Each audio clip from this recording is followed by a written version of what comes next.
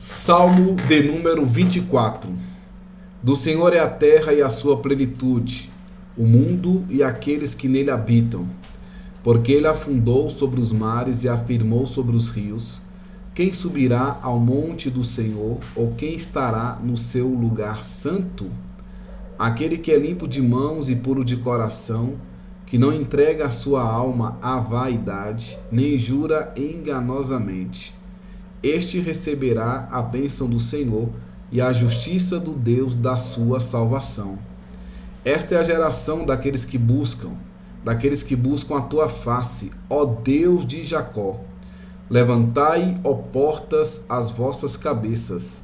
Levantai-vos, ó entradas eternas, e entrará o Rei da Glória. Quem é este Rei da Glória? O Senhor forte e poderoso, o Senhor poderoso na guerra.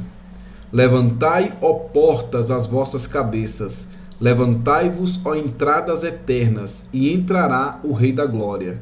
Quem é este Rei da Glória? O Senhor dos Exércitos, ele é o Rei da Glória. Eu cumprimento a todos com a graça e a paz de nosso Senhor e Salvador Jesus Cristo. Na leitura bíblica de hoje, nós iremos comentar o Salmo 24, uma linda canção que confessa a Deus como Criador e dono de todas as coisas. O nosso Deus, nesse Salmo, ele é apresentado como um eterno Rei da Glória.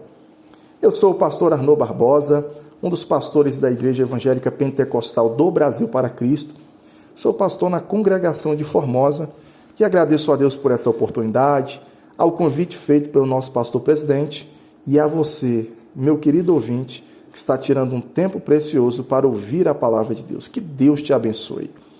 No comentário de ontem, nós estudamos o Salmo 23.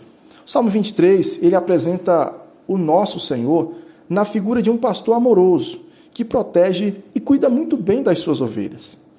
No comentário de hoje, nós vamos falar sobre o Salmo 24, que apresenta o Senhor Jesus na figura do pastor que retorna à sua glória, mas que vai voltar para buscar as suas ovelhas. Muitos comentaristas afirmam que esse salmo ele poderia ter sido escrito para celebrar a mudança da Arca da Aliança, que estava ali na casa de Obed-Edom, para uma tenda especial que Davi preparou em Jerusalém. A tradição judaica diz que este salmo era cantado no primeiro dia de cada semana, nos cultos ali no templo que foi construído pelo rei Salomão. Por outro lado, há anos a igreja tem lido o Salmo 24 no dia da ascensão de Cristo, ou seja, no 40º dia depois da Páscoa. Através desse salmo, irmãos, os cristãos eles têm declarado que Jesus é o Rei da Glória. Ele é o Rei da Glória voltando ao céu depois da sua paixão e, um dia, voltando em glória para estabelecer o seu reino aqui na terra. Isso explica, por exemplo, a seguinte repetição: levantai, ó portas, as vossas cabeças. Está ali nos versículos 7 e 9. O salmista Davi, ele inicia este hino declarando que a terra e tudo o que nela existe pertence ao Senhor por direito, pois ele é o Criador de todas as coisas. Está ali no versículo 1 e 2. E de fato, a terra e toda a sua plenitude pertence exclusivamente a Deus. Nós não somos donos de absolutamente nada. Somos apenas mordomos das coisas de Deus. E por essa razão, nós temos o dever de gerir os recursos desse planeta com equilíbrio e responsabilidade. Além disso, irmãos, nós devemos lembrar que quando nós doamos alguma coisa para alguém ou contribuímos ali na obra de Deus, nós não temos nada do que nos gloriar, pois tudo o que temos, irmãos, tudo o que recebemos de Deus. Tudo que temos, tudo que doamos, primeiro vem de Deus. Tudo é de Deus, tudo vem de Deus. Já no próximo versículo, o salmista faz as seguintes perguntas: quem poderá subir o monte do Senhor? E quem poderá entrar no seu santo lugar? E em seguida ele mesmo responde: aquele que tem as mãos limpas e o coração puro, que não recorre aos ídolos e nem jura por deuses falsos. Ele receberá bênçãos do Senhor, e Deus, o seu Salvador, lhe fará justiça. São assim aqueles que o buscam e que buscam a tua face, ó Deus de Jacó. Está ali nos versículos 3 ao 6. Bem, os levitas que deveriam subir até a Jerusalém carregando a Arca da Aliança, eles deveriam estar cerimonialmente puros. Da mesma maneira, irmãos, as pessoas do povo que queriam acompanhar a subida da Arca da Aliança deveriam também estar numa condição pura, pois não se pode andar na presença de Deus de qualquer maneira. A expressão, o que é limpo de mãos, refere-se a uma pessoa íntegra, de coração puro, conduta moral ilibada e que vive em sinceridade. Deus não se agrada da hipocrisia, da mentira, do engano, pois essas são características próprias de Satanás, o nosso adversário. E é por essa razão, irmãos, que lá no Novo Testamento, Jesus fez repreensões calorosas contra o comportamento hipócrita dos fariseus e daqueles líderes religiosos daquela época. A falsidade, irmãos, ela é comparada à idolatria. E a frase jurar dolosamente refere-se a todo tipo de dissimulação, especialmente o falso testemunho num tribunal. Por essa razão, irmãos, aquele que estiver apto para subir à presença do Senhor, a recompensa é a dádiva da salvação, a justiça de Deus. No entanto, ninguém nesse mundo é capaz de preencher esses requisitos com seus próprios méritos, com as suas próprias justiças humanas. Pois todos pecaram e carecem da glória de Deus, conforme diz o apóstolo Paulo ali em Romanos capítulo 3, versículo 23. As boas obras, irmãos, ou o caráter religioso, essas qualidades são insuficientes para nos salvar. A única maneira de entrarmos na presença de Deus é através de Cristo. Somente Jesus, o Filho de Deus, irmão, somente Cristo é qualificado o suficiente para entrar na presença de Deus e também nos dar o acesso através da purificação dos nossos pecados por meio do seu sangue. Só Cristo preenche, irmãos, a exigência elevadíssima do caráter moral de Deus. Caso contrário, nenhum de nós poderemos chegar na sua presença. Por outro lado, buscar a face de Deus, no versículo 6, significa ter uma audiência com um rei, que nesse caso é o próprio Deus, que agora também é possível por meio, irmãos, do sacrifício que Cristo fez em nosso lugar. A justiça de Deus, ela é uma dádiva, não é uma recompensa por boas obras.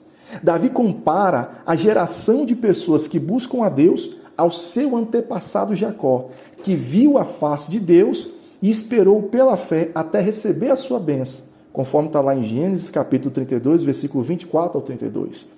Bem sabemos que Jacó não era um homem perfeito, aliás, era um homem cheio de falhas, mas o Senhor o salvou e se permite, irmãos, ser chamado também de Deus de Jacó. Que maravilha, irmãos. Por fim, nos versículos 7 ao 10, o salmista diz: abram-se, ó portais, abram-se, ó portas antigas, para que o Rei da Glória entre. Quem é o Rei da Glória? O Senhor forte e valente, o Senhor valente nas guerras. Abram-se, ó portais, abram-se, ó portas antigas, para que entre o Rei da Glória. Quem é esse Rei da Glória? O Senhor dos Exércitos, ele é o Rei da Glória. O que significa a expressão levantai-vos, ó portais, tendo em vista que as portas de Jerusalém, elas se abriam para fora. Sem dúvida, irmãos, havia um espaço suficiente para que os levitas passassem com a Arca da Aliança e não seria preciso erguer as vergas das portas. Na verdade, irmãos, essa aqui é uma figura de linguagem, uma forma calorosa de dar as boas-vindas ao Senhor através da arca que trazia a sua presença. Era uma maneira fervorosa de convidá-lo para entrar naquele lugar. Davi estava ordenando que a cidade inteira, irmãos, recebesse o Senhor de braços abertos e lhe desse todas as honras que ele merece. Pois o nosso Deus, ele é o Rei da Glória. O Senhor dos Exércitos é um título usado para Deus quase 300 vezes no Velho Testamento, indicando que o nosso Senhor é quem dá vitória sobre os inimigos do seu povo. mas porque o cântico se refere 2 vezes às portas de Jerusalém. O Rei da Glória, irmãos, aqui, na verdade, é também um anúncio de Jesus Cristo. Quando Jesus Cristo entrou em Jerusalém no domingo de Ramos, nem todos na cidade o receberam e o louvaram. Esse salmo havia sido cantado no templo naquela manhã, mas não foi aplicado a Jesus de Nazaré. Em vez de recebê-lo e de honrá-lo, os líderes o rejeitaram e o enviaram ao Gólgota para ser crucificado. Todavia, em sua morte e ressurreição, Jesus venceu a batalha contra Satanás e o pecado. E quando subiu de volta aos céus, ele foi recebido como vencedor, como Senhor dos exércitos e como o Rei da Glória. Portanto, irmãos, Jesus, ele é o pastor supremo que retornou à sua glória e um dia, meus irmãos, ele retornará em glória e dará a cada uma de suas ovelhas uma coroa de glória. Ele lutará contra os exércitos do anticristo e será vitorioso. Livrará Jerusalém de seus inimigos e estabelecerá o seu reino na terra. Então os judeus finalmente o receberão em Jerusalém como Senhor dos exércitos e como verdadeiro Rei da Glória, conforme profetizou Zacarias, lá no seu livro, no capítulo 14, versículo 9.